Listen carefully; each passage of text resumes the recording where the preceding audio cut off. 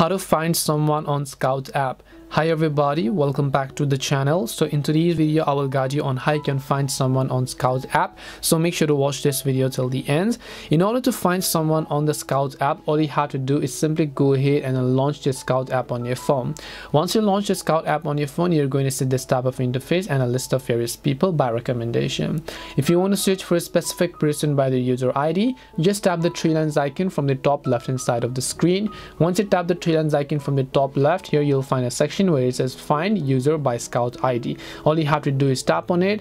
Now all you have to do is simply make sure to go ahead and then actually enter the username of the person that you are trying to search over here.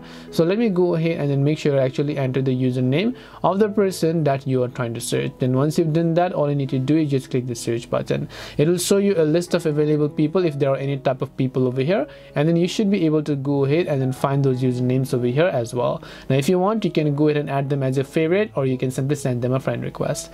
And this is simply how you can basically find someone on Skout ID. We hope the video was helpful, and if it did help you, make sure to leave a like and subscribe to the channel.